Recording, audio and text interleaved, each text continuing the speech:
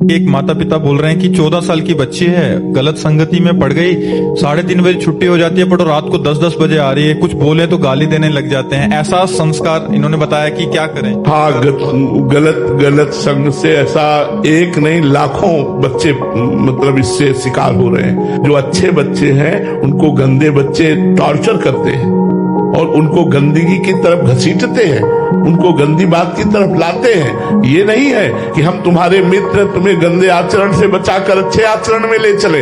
अगर boyfriend girlfriend नहीं तो उसका उपहास करते हैं बच्चे का। तो हमें लगता है कि है तो कलिकाल का प्रभाव, पर माता पिता और गुरुजन मिलकर यदि सुधार करें तो बच्चों का सुधार हो सकता है, क्योंकि अभी नई बुद्धि है।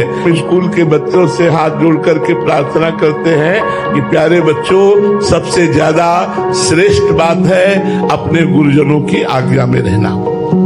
गुरुजनों में माता पिता टीचर सब आते हैं, इनकी आज्ञा में रहो, इनका अपमान मत करो, कोई नशा मत करो। और जो आजकल गंदी बात चल गई है बॉयफ्रेंड गर्लफ्रेंड, इससे बचो। छोटे छोटे बच्चों में जो गंदी बातें आती हैं वो एक दूसरे गंदे बच्चों के संग से आती हैं या मोबाइल की गंदी बातें देखने से आती हैं। मोबाइल के गंदे चित्रों को मत देखो, ऐसे गंदे बच्चे का संग मत करो जो तुम्हें गंदी हरकत सिखाता हो। अपने टीचर गुरुदेव की आज्ञा में रहो, अपने माता पिता की आज्ञा में रहो।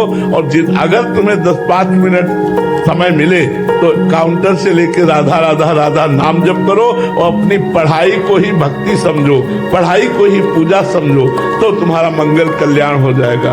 अब जैसे आप परिक्रमा मार्ग में चल रहे, आप मसाला खाए, आप थूक रहे, आप बीड़ी पी रहे, आप दोना में कुछ खाया फेंक दिया, अब वो थूक किसी वैष्णव के चरणों में पड़ा जो नाम गुरुमंत्र जपता चला जाए, तुम्हारे सारे पुण्य नष्ट हो जाएंगे। जैसे आप 2 दिन के लिए वृंदावन आए, आप होटल बुक किए और संसारिकता में खान पान और सब गंदी बातें गंदे आचरण, तो ये बड़ा भारी पाप की गठरी लिए जा रहे हो।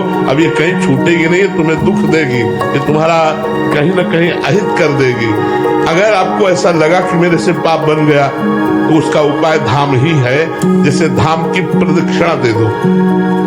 आप में ऐसा बोध हुआ कि मेरे द्वारा ये पाप बन गया और बड़ा भारी पाप बन गया और जानकारी में आपकी है, तो आप दंडवती परिक्रमा दे दो वृंदावन की। पाप की गरिमा देख करके अगर लगा कि साधारण पाप है तो राधा राधा रटते हुए खड़ी परिक्रमा दे दो, खत्म हो गया।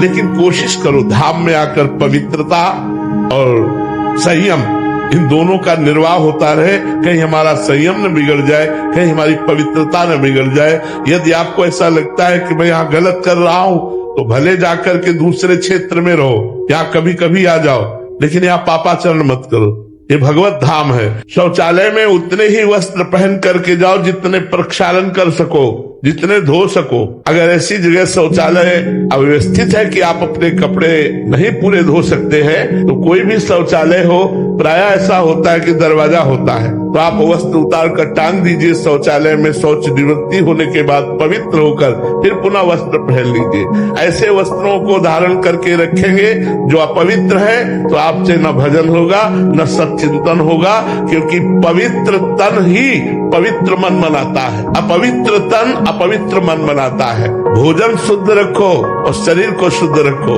शरीर को जितना पवित्र रखोगे उतना ही आपका मन पवित्र रहेगा, क्योंकि तन का संबंध मन से है। खड़े खड़े लघु शंका करना, शौचालय के उन्हीं वस्त्रों से रहना, ये आपकी बुद्धि को भ्रष्ट कर देगा। तभी लोग अधिकतर अब मांस मदिरा व्यसन व्यभिचार इसमें प्रवृत्त हो रहे हैं, क्योंकि बुद्धि भ्रष्ट हो रही है। आप अपने शरीर को असंग रखिए, आप देखिए आप में कैसी ऊर्जा आती है, आप में कैसी शक्ति आती है। ये जो हम जो मनाया सो देख रहे, जो मनाया सो खा रहे, जो मनाया सो बोल रहे, जैसे मनाया वैसे चल रहे, हम अपनी आध्यात्मिक शक्ति को खो रहे हैं। पवित्रता का निर्वाह कीजिए, थोड़ी ही रज लगाइए, रज जरूर रखिए, रज का जरूर, मिट्टी का जरूर सेवन कीजिए। साबुन से हाथ धो लीजिए, फिर रज ले लीजिए, थोड़ी ही लगाइए। हम ये नहीं कहते ढेर सारी लगाओ कि आपका बाथरूम जाम हो जाए, आप थोड़ी ही रज लगाइए, पर रज का जरूर सेवन कीजिए। जल रज से, मिट्टी से बाह्य पवित्रता और कपट, छल और भोगों के राग का त्याग करने से आंतरिक पवित्रता। मृत्यु किसकी होती? किसी की नहीं होती। पंचभूत पंचभूतों में परिवर्तित हो जाते हैं, मिल जाते हैं आत्मा अपने स्वरूप में भी। कौन मरा? कोई नहीं। एक भ्रम, इस शरीर की आसक्ति, वही आपको मृत्यु वही आपको बहुत भयावह नजर आ रही है। क्योंकि पत्नी छूट जाएगी, पुत्र छूट जाएगा, भोग छूट जाएगा, बैंक बैलेंस छूट जाएगा, मकान छूट जाएगा, ये मृत्यु नहीं। मृत्यु किसकी?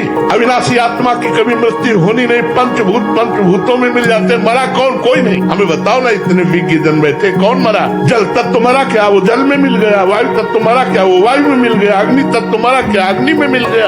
आकाश तत्व आकाश में मिल गया। पृथ्वी तत्व पृथ्वी में मिल गया। आत्मा सूक्ष्म शरीर से आगे बढ़ गई। कौन मरा? केवल परिवर्तन हुआ। परिवर्तन ही नाम संसार है। मृत्यु सत्य नहीं।